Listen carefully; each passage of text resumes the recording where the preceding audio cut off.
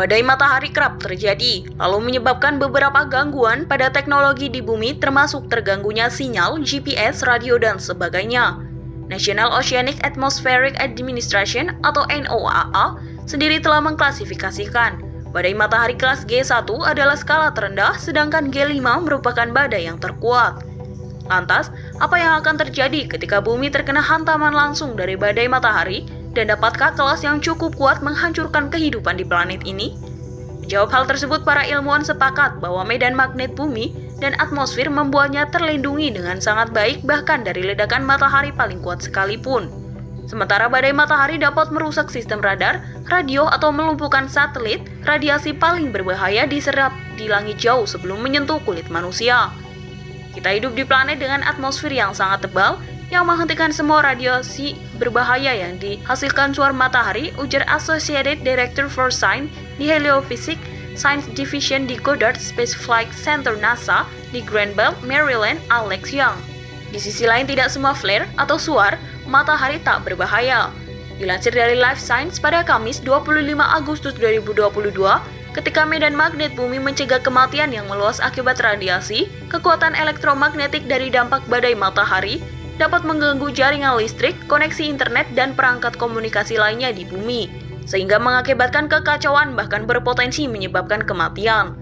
Pakar cuaca luar angkasa di NASA dan lembaga lainnya menganggap serius ancaman ini, kemudian memantau matahari dengan cermat terkait aktivitas yang beresiko berbahaya. Untuk diketahui, suar matahari adalah fenomena yang terjadi ketika garis medan magnet matahari menjadi tegang dan menyebabkan badai energi elektromagnetik. Ilmuwan dapat melihat badai matahari ini sebagai bercak-bercak dingin dan gelap yang dikenal sebagai bintik matahari. Energi intens dari suar juga dapat memanaskan gas terdekat di atmosfer matahari, meluncurkan gumpalan besar partikel bermuatan disebut sebagai coronal mass ejection atau CMES di keluar angkasa. Jika bintik matahari yang menyala kebetulan menghadap bumi, maka CME yang dihasilkan meledak dan biasanya mencapai bumi dalam kurun waktu 15 jam hingga beberapa hari. NASA menyebut matahari memancarkan 1 CME setiap minggu di mana saja tergantung di mana ia berada dalam siklus aktivitas 11 tahunnya.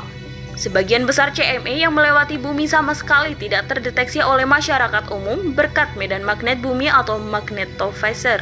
Namun CME terbesar dan paling energi sebenarnya dapat menekan medan magnet planet menghasilkan badan geomagnetik.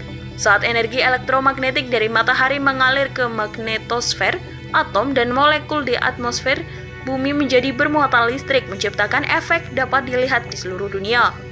Selama badai matahari seperti itu berlangsung, aurora borealis yang biasanya hanya terlihat di kutub utara dapat bergeser ke bawah hingga terdekat di khatulistiwa.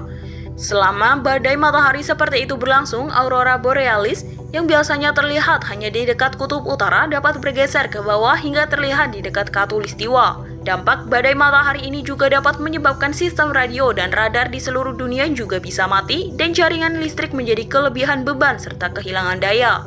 Beberapa ahli khawatir CME yang cukup besar dapat menciptakan kiamat internet dan membebani kabel internet bawah laut dan meninggalkan bagian dunia tanpa akses web selama berminggu-minggu atau berbulan-bulan meskipun ini belum terjadi. Satelit dan stasiun ruang angkasa yang mengorbit di luar perlindungan atmosfer bumi juga dapat dilemahkan oleh radiasi CME. Akan tetapi, badai geomagnetik paling kuat dalam sejarah yang tercatat yaitu peristiwa Carrington pada 1859 tidak berdampak nyata pada kesehatan manusia atau kehidupan lain di bumi. Apabila badai matahari yang terkuat menghantam planet sebelum ini, tidak ada laporan yang peristiwa itu berdampak pada kesehatan.